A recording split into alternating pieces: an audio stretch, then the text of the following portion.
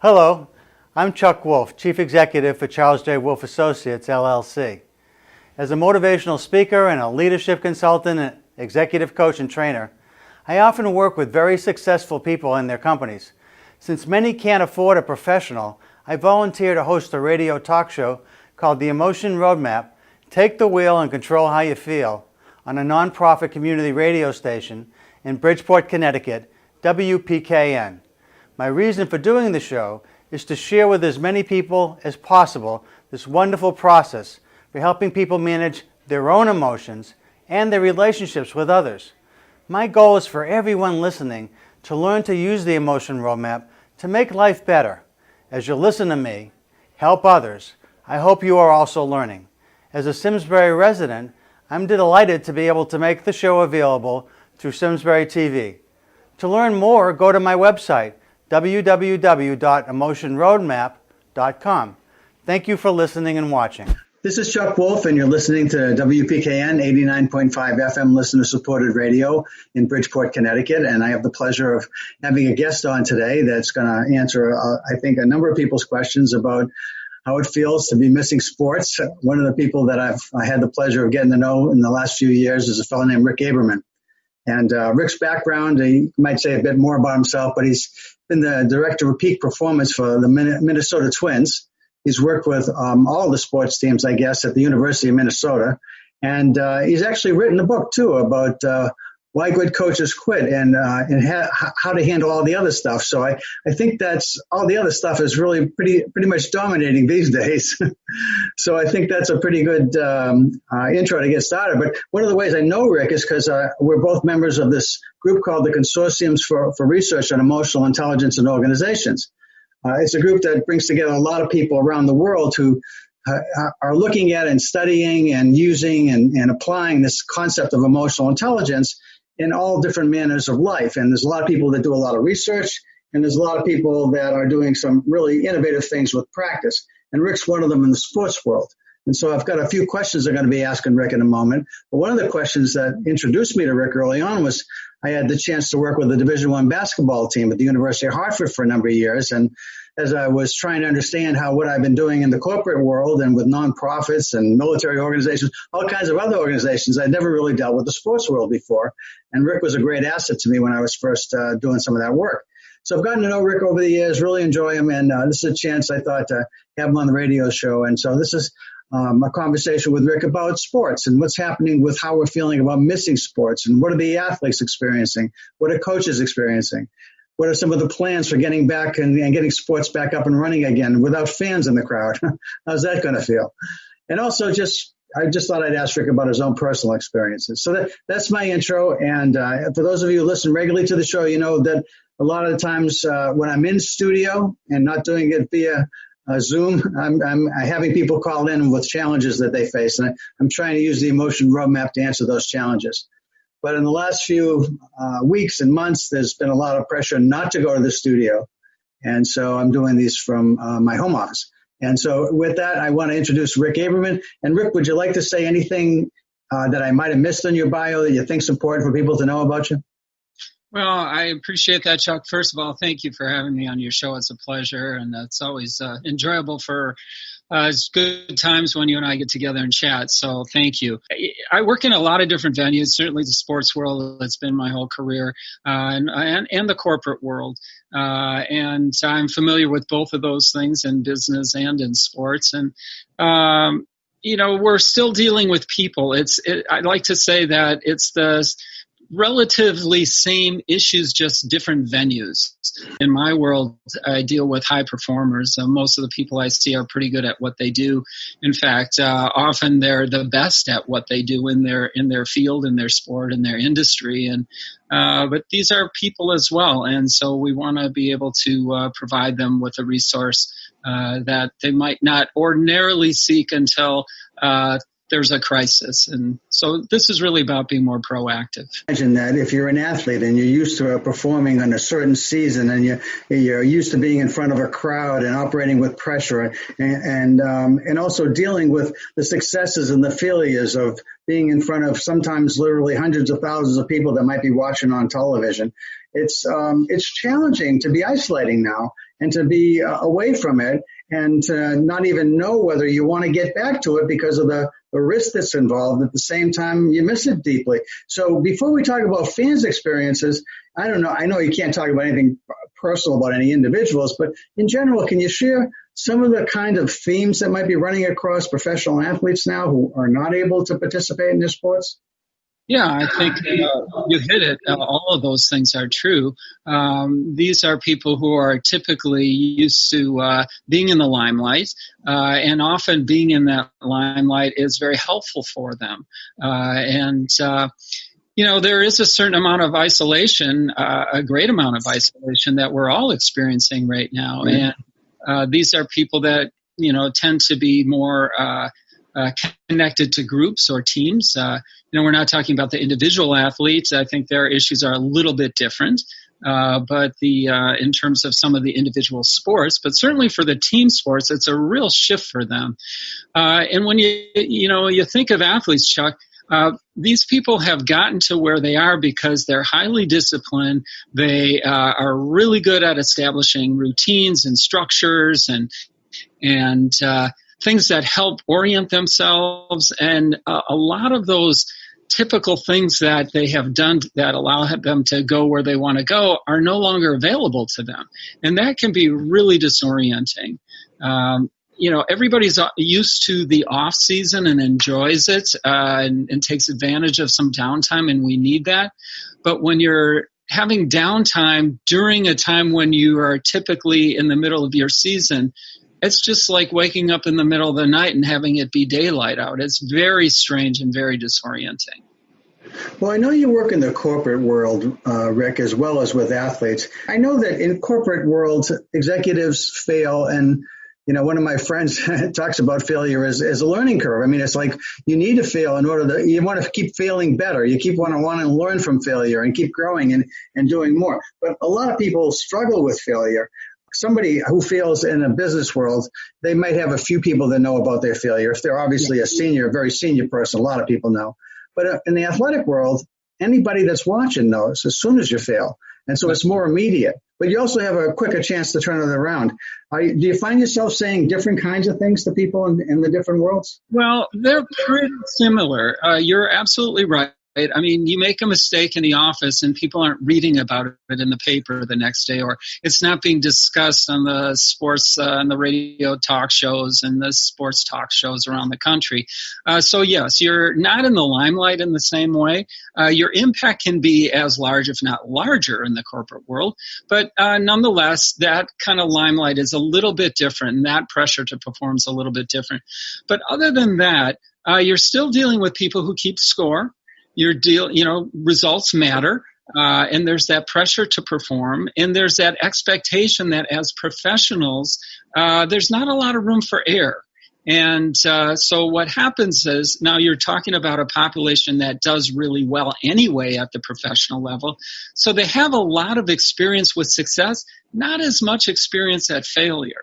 And sometimes for the very first time in their life, that whether it's sustaining a career-threatening injury or being the good high school athlete, now the best college athlete, and now a professional athlete, but now you're with a bunch of bests.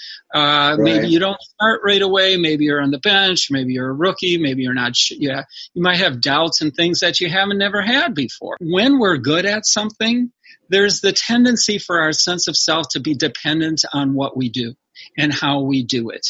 And the reality is that's a slippery slope. In other words, it's great when it works. When I'm going well and having success, I feel great about myself. But if I experience some failure or make mistakes or I go in a slump and my sense of self is dependent on the result, now all of a sudden I'm down and my mood is lousy and people don't want to be around me or whatever it is. So that kind of up and down is something that we try and work with from a peak performance standpoint to kind of level that out so that our results don't define who we are, but who we are as a person is defined by more what's important to us, our values, our beliefs, things like that. When you talk about peak performance, I know you've actually had a book written by somebody else, a Sports Illustrated writer as well, that talks about your model that you use with athletes. You want to talk a little bit about how you help people to maintain and achieve peak performance? Again, we're dealing with people who are used to a lot of success, and these are people who tend to be highly motivated, but sometimes they'll get in their own way, or their motivational styles will inhibit them. And so, in other words, what has helped us get to this level may no longer be helpful to get to the next level. And so we have to make some adjustments on that. And it's identifying those things. But I'm really looking more from a psychodynamic level, kind of what's going on with our thoughts and emotions, particularly in terms of our inner world and how we're dealing with our inner world as it pertains to our well-being and our effectiveness out in the world, and in this case, sports. So most of the people I deal with, they know how to concentrate. Concentration isn't the issue. It's an issue only because they're dealing with a divorce or a parent who is sick or fears and anxieties that they're not willing to address. These are people that are really good at denying their emotions. In fact, they are professional deniers, and that's helped them achieve, and it helps them compete. But it is also one of those strengths that's a weakness, and so we want to be able to kind of look under the hood and help them through some of those struggles. That's fascinating. I mean, some of the work that I've done in recent years, Rick, has been about, I was asked to write a chapter not too long ago, 2019, the book got published. The chapter was Successful Coaches Influence Emotions, Thoughts, and Behaviors. And, if you think about anybody with a behavior that's irrational, I mean, the one that comes to mind right now is you see people dressed up, look like educated people texting while they're driving, or looking at their phones anyway while they're driving. It's an insane behavior, really. And yet we see people that you might guess would be educated and, otherwise smart people doing very irrational things. And when they get asked about it or get caught at it, they swear they'll never do it again and find themselves yet still doing these very dangerous behaviors. So if you look at what's happening and you want to change any behavior, whether it's overeating or drinking or anything that might be a problem for you, and you haven't yet, the way I wrote the chapter was that, you want to look at the self-talk before the behavior starts. What are you saying to yourself right before you engage in that behavior? Because it's wrong. I mean, it's clear that if anybody talks to you about it, it's clear that it's wrong, and yet you're still doing it.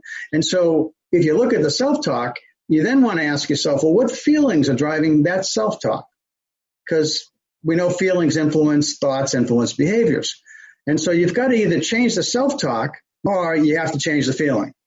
And so when you recognize that impulse, we have to jump to that and take that and look at that, or can it wait? I mean, chances are it's not the emergency you think it might be. And can you wait? Well, and so the question is, as I see it, and you make a great point, we're going to experience whatever we experience. We have the feelings we have. It's the decisions we make around the expressions of those emotions that are up for discussion. That is, we can feel fearful, and this is where emotional intelligence comes into play, being able to stay focused on your goal, even though you're feeling a bunch of different things. So, yes, I hear the beep, I want to look at my phone, but I also want to make sure that I get to where I need to go safely. And so that's my goal. So making that decision and being able to do it quite rapidly is critical. And to do that, I have to pay attention to my inner experience. What's going on inside of me? So to your point, what am I saying to myself? What am I feeling? Things like that. And we don't want to just be doing, because we can do that, but from a performance standpoint, we're going to underperform. Because the reality is, and I work in all the different sports, some more than other, but believe me, I've worked from fencing to football, literally. And it's always, sustained high performance is always about the same thing. It's about our ability to make good decisions under pressure.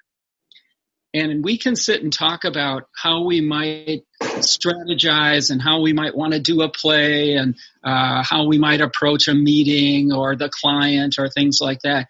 But it's the decisions we make during the play.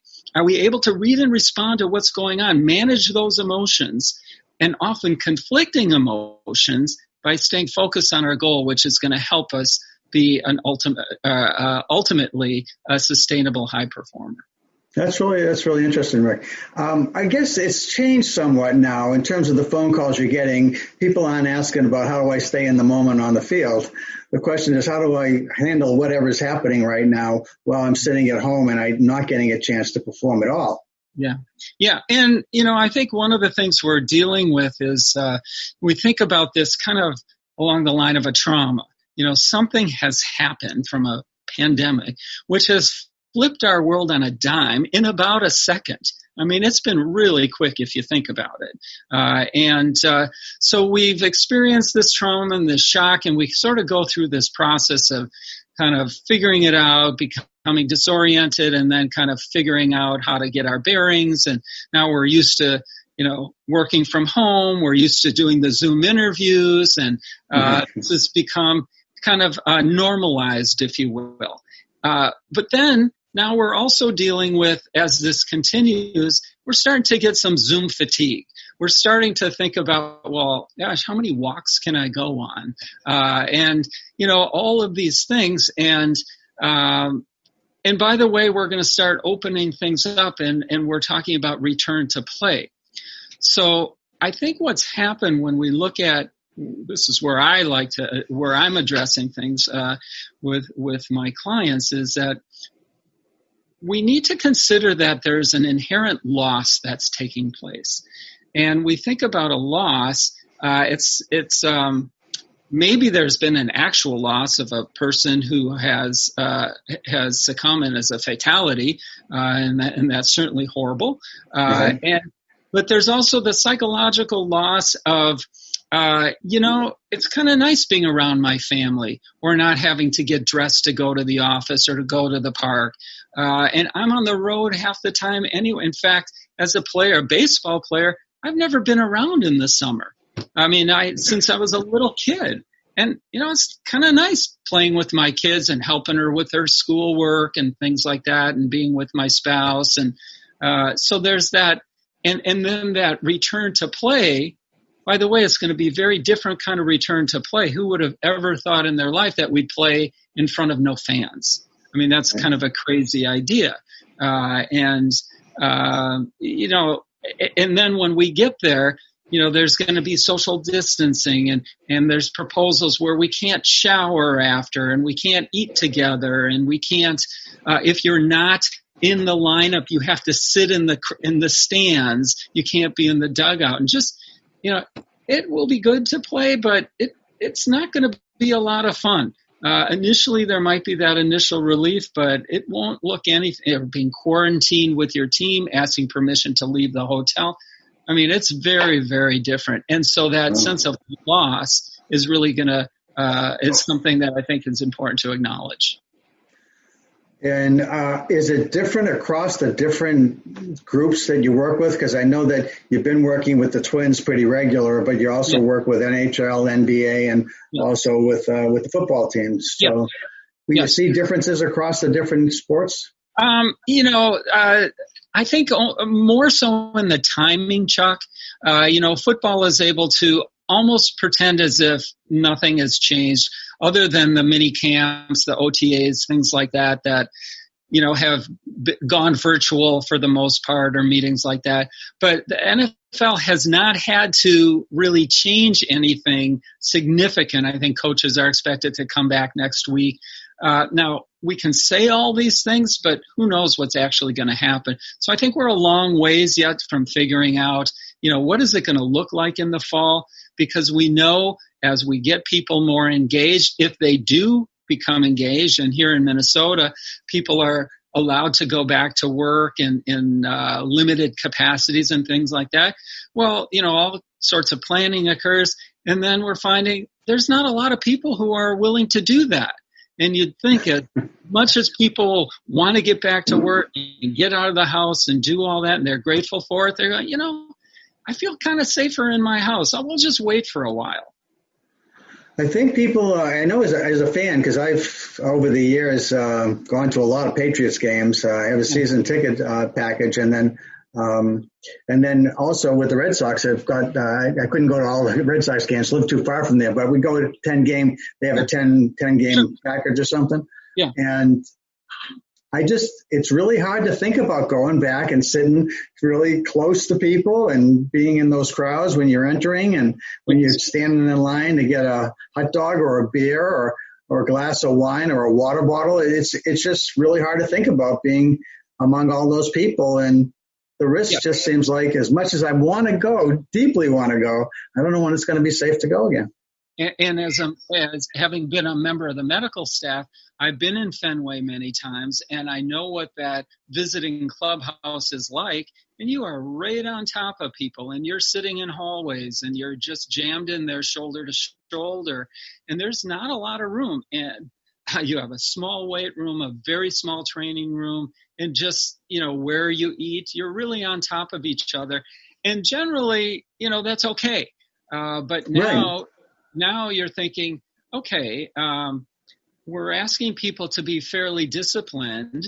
And some people are good at that and some people aren't. And some people are good at discipline in certain areas of their life and not other areas. And then when you throw an intense emotion in play, happiness or sadness, whatever it is, our decision making is impacted, and we know that. And so sports are full of emotions, and this thing is going to be really a challenge. And so thinking about some of the venues that where we aren't able to social distance very much, or being there without fans, I think it's just a tremendous challenge. I'm not saying we shouldn't do it. I'm just saying it is going to be a very difficult thing, and it's going to create a whole nother set of emotions. Well, it's interesting because one of the things that I've thought about is how much I've enjoyed the hiking, how much I enjoyed the time, to work on my garden. We were traveling a lot, and now we're not traveling at all. And while I love to travel, I actually am really enjoying being at home. I'm also in a privileged situation. I know a lot of people are struggling mightily right now, especially the people that got young kids and they're trying to school them, they're trying to work.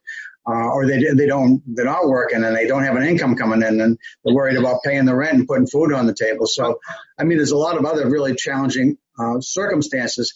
But even for people that feel pretty comfortable in their circumstance, it still feels strange because it's a change that I think people like change when they initiate it, but not when it's done to them.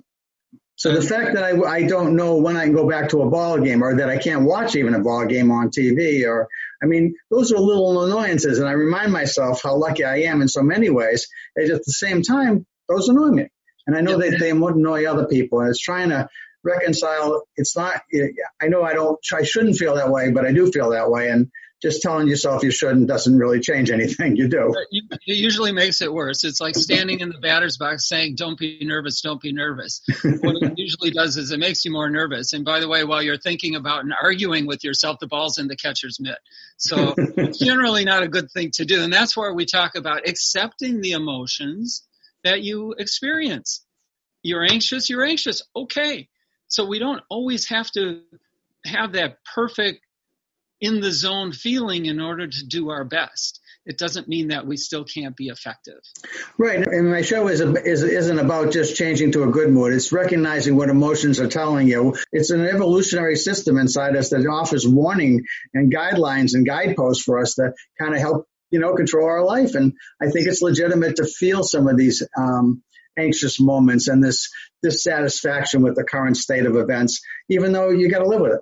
Yes, exactly. And a big part of, you asked me, one of the things that's common in my world is that a lot of times people have these ideas about, I shouldn't feel this, I should feel that, and all these kinds of shoulds. And like I say, you feel as you feel what you feel. But the question that we sometimes ask ourselves, am I crazy here? Or am I okay? And that kind of questioning, am I crazy? Mostly when I'm talking to people, they're not crazy. These are normal human responses. And the emotions, as you say, It's just data and information, and it'll allow us to make better decisions in our life if we pay attention to them and if we're aware of what it is. Well, I just got to ask you, because you raised this point. You said sometimes we're asking ourselves, am I crazy? And when you tell people, do you ever tell anybody, yes, you are? I mean, just... That's a crazy one. It's usually I'll put myself out there first. I go, no crazier than I am. Yeah. That kind of crazy is okay. There's good crazy and not so crazy, and not so good crazy. Right. Oh, well, anyway, so you were talking about the NFL before, about they're sort of in a normal place because their season hasn't started. Correct. The NHL is trying to figure out, are they going to have playoffs, and where do they start from? The NBA, same sort of circumstance. I think they're kind of settling with, looks like they're going to go to Florida with the Disney complex, the wide world of sports down there. Right. And then baseball is really struggling with whether or not they're going to have a season, I guess. Well, they really are, and certainly it's the health and safety, which is a huge issue. But we're also dealing with a labor organization, and there's union issues, management and union issues, and around salaries, which has always been there. And certainly when significant events come up like this, you have to take that into consideration. And I think that's certainly a significant issue. What do you think about the fans' experience right now of missing sports? Have you had, I mean, again, this is not necessarily something you're dealing with professionally, but I'm sure you probably have thought about it. Also as a fan, I imagine, as well as just what you're hearing from other people. But I'm just curious about your thoughts about how it feels for those people that really love watching a baseball game or an NBA game or a football game.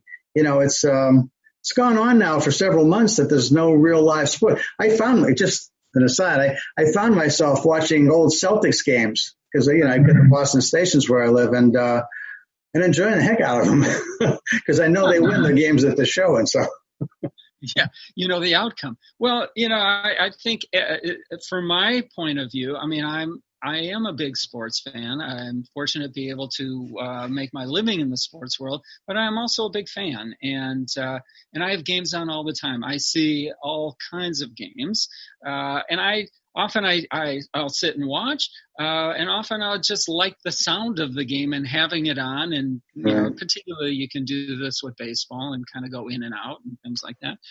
So I definitely miss it. Have I found other things to do? Yes, I found other things to do. I hope the sports will come back. I'm sure they will.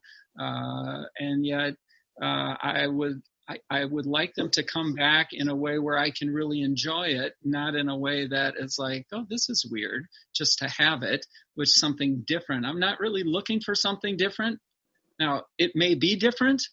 It's just not going to be normal, and at least for a while. So it'll just be different, and we'll have. There might be a new normal coming. I don't know. It's hard to say. But you walk down the streets, you go into stores.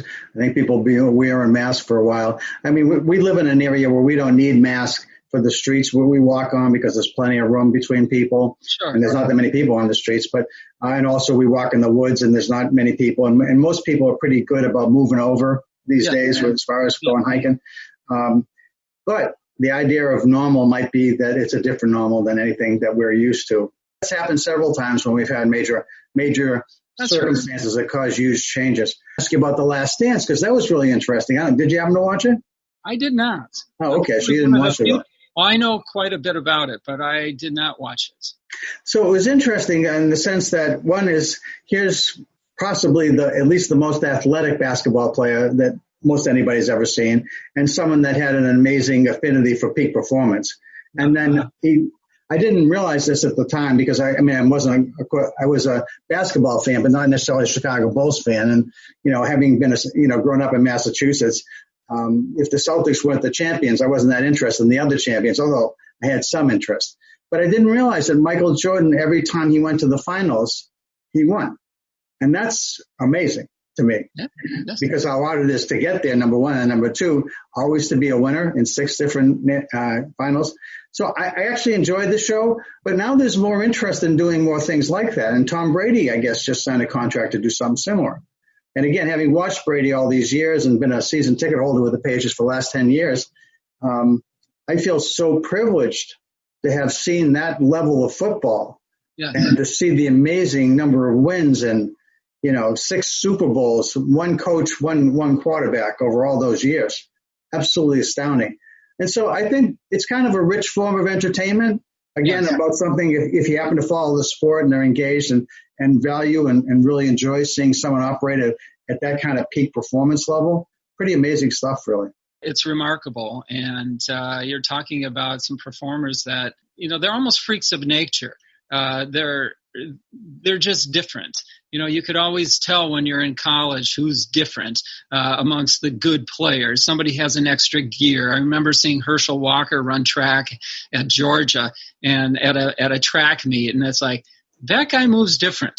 So that's great to be able to have those kind of inside looks. And I also think that this type of programming is going to be more in demand, and more athletes, of course, are going to want to do it, particularly from a marketing and a branding standpoint, because things are going to change. The whole salary structure may change. The ways that people are able to earn money from sports are going to be really different. My guess is we're not going to have the large salaries that we've had as much that we've had in the past. In the future, I think there'll be change there. Certainly in the college sports, everybody's looking, and I think, people are interested in the human being, and that's what's fun about sports, is to be able to see somebody as a person. And I think it's interesting for the fans, and I think it's a good thing. I don't know if I would have watched it if I was watching regular sports because it was on TV, but I think it caught a moment, right? It just kind of filled the gap for a lot of people, that people were missing sports, and so this was able to fill an emotional need, it seems like, for fans. That's exactly right. And I think it's a way of connecting for fans that isn't available to them now by going in and cheering for their team. So we look for ways to connect and feel connected to others, or connected to the sports or that emotion. And I think that's true for all of us, not just in sports. We have to find, and are finding, if we're creative, other ways of connecting with people. I mean, to think about connecting with people, whether it's, my doctor or my therapist or, whoever through technology and a computer, where, that may not have had a great appeal to me in the past. And now it's like, well, I'd rather be there in person, but it's not bad. I'll take it. I'd rather be sitting in a room with you now, but I'll take it. It's second best. Well, one of the things I wanted to ask you about too, Rick, was if you want to be a professional athlete and you have the possibility that your skills are going to be at that level, what does it take? For you, emotionally, what does it take to actually make the grade? It's easy to see when you're recruiting who's the biggest, fastest, and strongest. I mean, anybody can see that when we talk about evaluating talent. But what I was interested in what happens to the kid when they lose the ball, when things don't work. Because I'm looking at, okay, what do they do? Do they blame their teammates? Do they blame the referee? Do they sit there and pout? Or did they get up and get back in the play as quickly as they can? And those are the kind of emotional competence skills that are really the real critical differentiators for long-term success. How do we deal with failure and adversity? Remember, it's great when it works, but what happens when it doesn't? And that's going to be a better predictor of success longer term. So how do they handle their emotions when things aren't working out, when they have to sit in the bench? And I know people that have gotten a lot of money to be a first-round pick, but haven't had that kind of emotional maturity and that good solid base internally, that it's derailed them from their careers, or it's kept them from really becoming more of who they could be, and it's cost them both personally and professionally. So things like that, I think, are really critical. It's interesting, Rick, because I think of the really top players in high school. They don't have many failures, so they haven't got a lot of questions about when you get knocked down. I remember hearing one time when I was younger, somebody saying, it's not about getting knocked down. That's not surprising. Everybody gets knocked down. It's what you do when you get back up. That's exactly right. So one of the things that I do work with different pro leagues around the draft. So, for example, I'm sitting there This was a few years back where I'm working for an NHL team, and I'm at essentially what would be their combine, where they'd get the top 125 players in the world together. And we were up in Toronto watching these guys. And I'm sitting around a table, and I'm looking, and they have 12 full-time scouts. And all these guys do is look at these 125 best players in the world, and it's a very international game, over and over and over. That's their full-time deal. So I'm thinking, okay, well, so what am I doing here? Why do they need me? But Right. I'm looking for something really different. And I'm going to have the opportunity to interview these guys. And I'll have like maybe 20 minutes, I think we ended up with, per kid that we wanted to interview. And I was looking at the thing like, what do they do when they get up?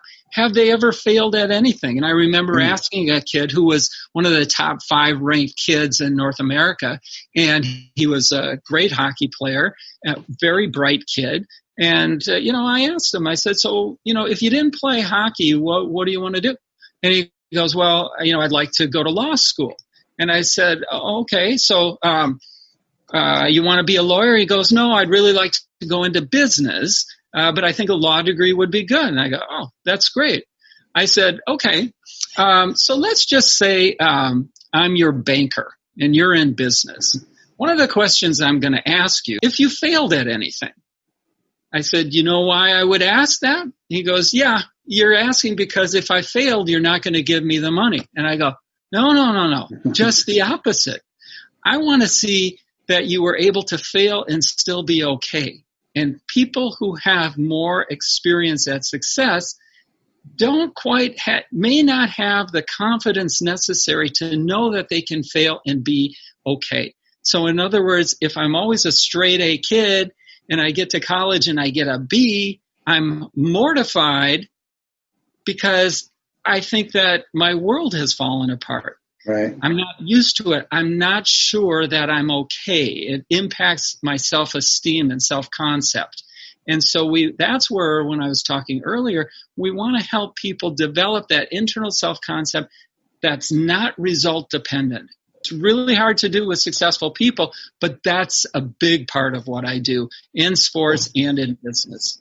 Yeah, so a big key is trying to help people develop that resilience that comes with failure and being able to bounce back after, something that has happened that didn't go the way that you hoped, and yet still come back and be positive and maintain your self-esteem and self-confidence. And identity. Being clear about who you are and how you want to be. Because typically, you ask people, when you meet them, what do you do? And we tend to define ourselves by what we do, which is really different than who we are as a person. So I can be a professional golfer, and I work with plenty where I'm maybe one of the best in the world at what I do, but, am I an honest guy? Am I a pleasant person? Am I empathic? Do I have, I know some of these guys that, they're really good and they have the trophies and the money in all the money in the world, but they have no friends. They don't have much of a world. They don't have anybody that they can really rely on that is there for their best interests. And, it can be a very lonely place. And so when we identify, our identity is based around what we do, we run the risk that if there's a change in that, whether it's early retirement, career-ending injury, a change in economics where all of a sudden we get laid off or fired, boy, we encounter a major identity crisis, and that's often where I get called in. So we try and be proactive. Any thoughts about what it takes, or the people that you've met over the years who are really good at this, what were part of their experiences growing up, or some of the lessons that they learned that helped to create this in everybody, really? Because, what we're talking about are life skills, not just professional athletic skills, of course, but, the idea of what kind of experiences in life help you to kind of live this kind of full capacity where you really utilize all the strengths that you have, and you don't, and you recognize that you do have weaknesses and flaws, and you'll make mistakes, and yet that doesn't slow you, or it may slow you down, but it doesn't hold you back. It doesn't bury you, yes. And, a lot of it has to do with our upbringing in our early years, and were we able to we talk about being able to manage our emotions, our impulses to act. Are we about instant gratification? Can we see the bigger picture? Can we create a sense of discipline? Or are we just kind of more entitled and we lack discipline in our world, and therefore we tend to feel a little less secure, so we're always looking for it or pressing for it. A lot of it is in our parenting and upbringing, and then also I think getting to know yourself separate from your sport, I think, is a big piece of the puzzle, so that when you move up into the professional ranks or the higher you go, that you don't have that dependency. So one of the things that I will often talk with athletes about and ask them, and it's kind of a funny question, but is I'll ask them if they're free to quit. And they'll look at you like, oh, what do you mean? Like, why would I quit? And interesting question. Sometimes you're surprised by the answer. And if they really take it seriously, I'll often get, I don't feel like I'm free to quit. I have too many people dependent on me. I'm not sure what I would do if I didn't play ball, all these kinds of things. So if I'm not free to quit, now what I'm doing is no longer a choice. It's now about control and a need. And in order for me to be at my best, and this is where we're talking peak performance, being at our best is a matter of choice. I'm not talking about, whatever your skill level. I'm not talking about winning the championship. I'm talking about being at my potential. And I'll often ask people, depends how good you want to be. But I think if you don't feel like you're free to quit, you're not free to take the risks necessary to be at your best. Does that make sense? Yeah, it does. It's interesting, Rick. I was thinking as you were talking about this that one of the things that I did when I was first started to work with athletes in that Division I basketball team, one of the things that I wanted a way to connect with them, because they didn't have a sports psychologist with the program. I was a strange person walking in the door. What were they going to say to me? Was this going to be something that was going to be invasive? I mean, there wasn't much trust, even though the coach said, "This is a good guy, go talk to him." Yeah. So, one of the things that I asked them, and I found it really useful to go back to on occasion, is, can you remember when you first started to play basketball and the fun that you had? Yes. When did it become fun for you? And it was a wonderful, rich story for them, because now, they're having fun talking about it. The memories are kind of fun, whether it was shooting baskets with their dad when they were a kid, or just a bunch of teammates or friends that just got together that they hung with, that they really loved being with. Yeah. But it wasn't about performing at a high level. It was about enjoying the game and enjoying yourself being part of the game. And that's sometimes I found that was useful to bring them back to that when they were struggling with the skills and trying to perform at such a high level. No question. I had a guy who's a professional golfer on the tour, and he was very good, but he was running into some slumps here, and he had a very bad temper. And what was happening is the worst. It just kept snowballing. And one day he walked off the course in the middle of a round, went to his rental car, broke every club in the bag, and drove off. And eventually he finds his way to me. And listening to him, and we're talking, and I finally asked him, I said, I got a kind of a basic question here, but might sound stupid, but why do you play golf? And he looks at me and he goes, well, because I love it. And I go, it doesn't sound like you love it. It sounds pretty miserable. So I'm wondering why you do that. And he goes, that's a really good question. I said, so why do you play? And he couldn't answer me. And we sat there for about 15 minutes, silence. I said, so why don't you do this? Why don't you go figure out why you play golf? And when you figure it out, give me a call. Let me know. So 6 months go by. I don't hear from the guy. I get a call. I go down to Houston, meet him in the airport. He goes, I finally figured out why I play. I said, great. Why do you play? He goes, here was the thing. I finally figured out, he says, initially I was so pissed off at you because you didn't help me and I was pissed off at everybody. And eventually I didn't touch a club for a couple months. Eventually I started to play around a little bit. And I finally figured out the reason I play is because I like to hang out with the guys. And so now I'm starting to hang out with the guys. I said, sounds like a good strategy. And so all of a sudden he felt free to just be himself. So it was less of a need to be a certain way and more of I want to, which is a choice. So he went on to get right back to where he was, and it was really pretty impressive with the guy. But I think what happens, to your point, we get distant from what got us there in the first place. We become either labeled or successful and caught up in all those external kinds of variables where we become dependent on it, that we become distant from our passion. And if we can start connecting, helping them and coaching them through that, I think is really critical. So I think you did a really good thing there. Thanks. Hey, one of the things I wanted to ask you about is coaches before we end this, Rick. Yeah. And I know you wrote that book about all the other stuff with coaches, and that's what they're all dealing with now. Any thoughts about what's happening on the coaching scene and what makes for a good coach during times of crisis, maybe? Being good at relationships. We say coaching is about relationships. And if we think about what we were just talking about, what got me into this business in the first place? And I ask coaches, why do you coach? Well, I got into coaching because I love the game, and I wasn't good enough to play professionally or whatever it was, or I did play professionally and now I want to continue to teach and give back. And so staying connected to your purpose, I think, is really helpful, which you can do whether you play or not.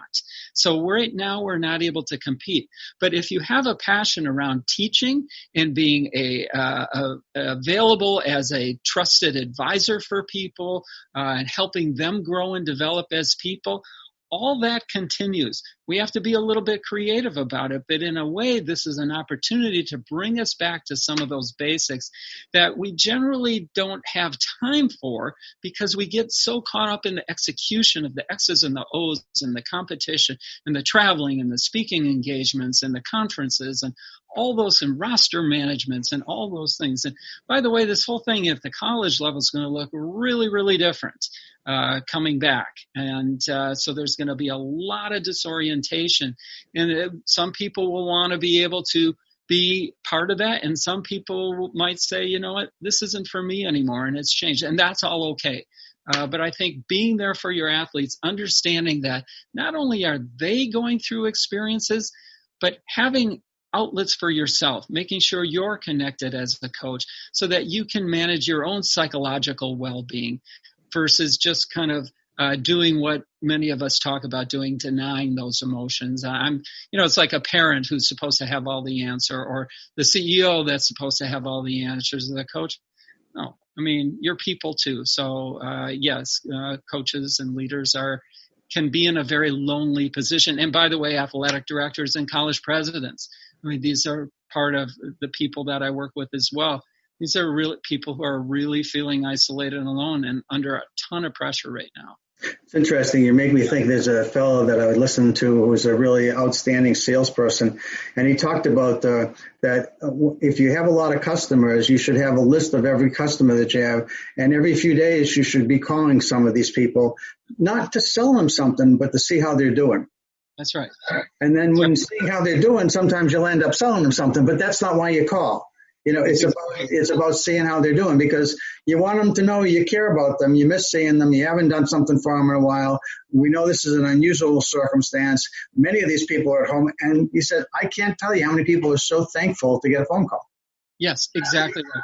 So one of the things when we work with in the financial services area, when things happen to us like the economy going bad, so like around 9/11 when something scary happens and the markets crash, or a global pandemic, or in the mid 2000s or 07, 08 in there, when the market crashed, there's people are fearful. They don't know, and our clients are fearful.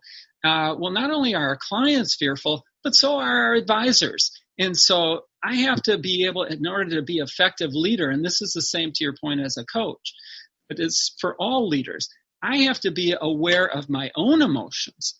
I have to pay attention to what's going on in my inner world. And not only my own emotions, I have to pay attention to the experience of others.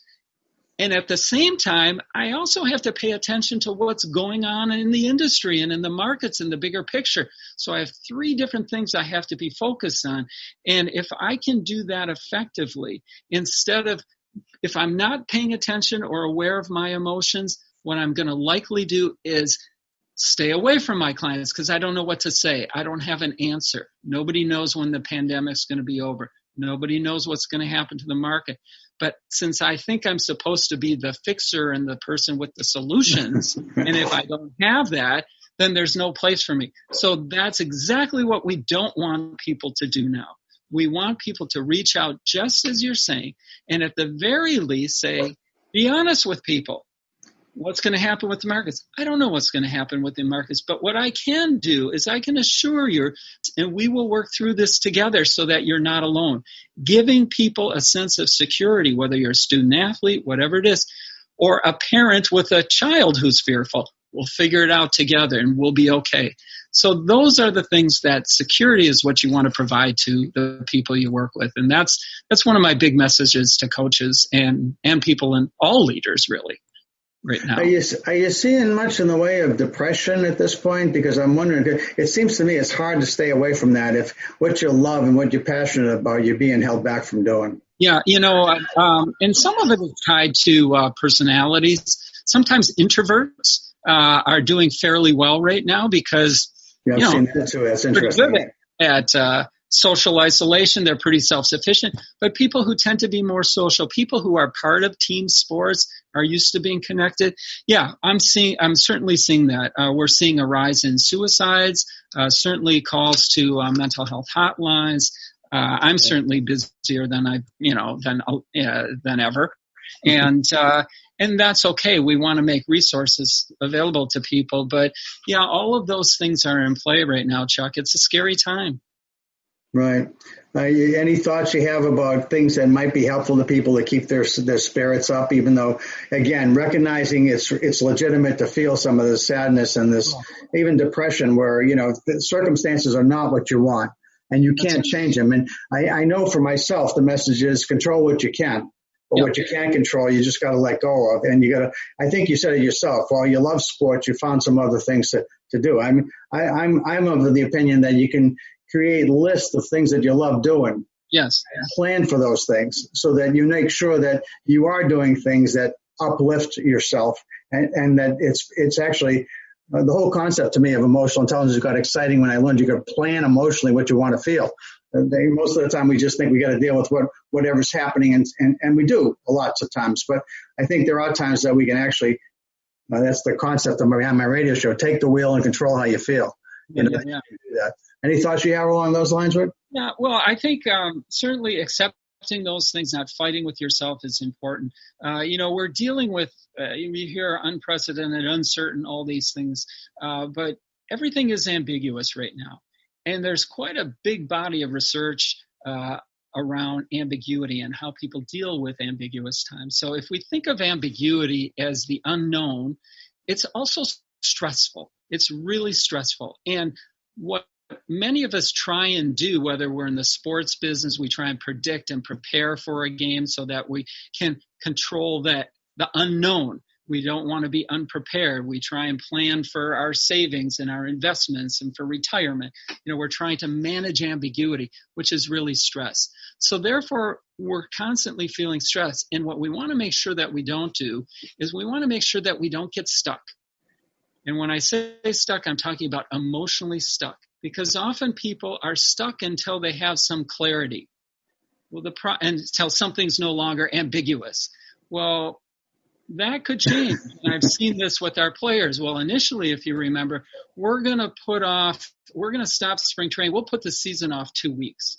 And you go, okay, well, this sucks, but we can deal with that 2 weeks. It'll be kind of good. And then it becomes a month. And then it's another 2 weeks. And then it's another month. And so the line keeps moving. And so knowing for sure, eventually what's ambiguous will become clear. Either we will play or we won't play. But even if we will play, it's like, well, what happens if somebody gets sick? Are we going to have to shut the season down? So there's always ambiguity in our life. And learning how to manage that ambiguity is really critical now so that we don't get in that depression. So we have to look at things like yes, to your point, what can we control? But also maybe use it as a time to figure out, well, what is our purpose here? And it's almost like it's not about the other person, it's about you. And while things might be happening around you that you can't control, you can control your experience and what it is you choose to do. So we have control. We have certain things that we don't have control over, but there are certain things we do have control over. And so we want to be able to utilize those things, but also start living the things that are important to us so that we are starting to have more fulfilling and rewarding lives. And when we're happier, we're going to do better, and we're going to be able to feel less stress and therefore think more creatively as we're allowed to return to our lives. So we want to be flexible and be able to be creative, but we have to prepare ourselves so that we can be in a place physiologically where we can think clearly and think creatively. And when we're stressed, our worlds become very, very small. So make sure that we're looking beyond our own experience and taking in the experience of others and have empathy and reach out to others so that we're able to manage that in a more effective manner. Sounds like a pretty good place to close. I hope it's helpful. Yeah, no, it's great. Thanks so much for being on the show and spending some time with me today. And pleasure talking to you. It's good to catch up with you. It's fun to talk to you about this. Always good, and look forward to when we can do it in person, man. Okay, and you too. Take care, Rick. Yeah, okay. Bye-bye. Bye-bye now.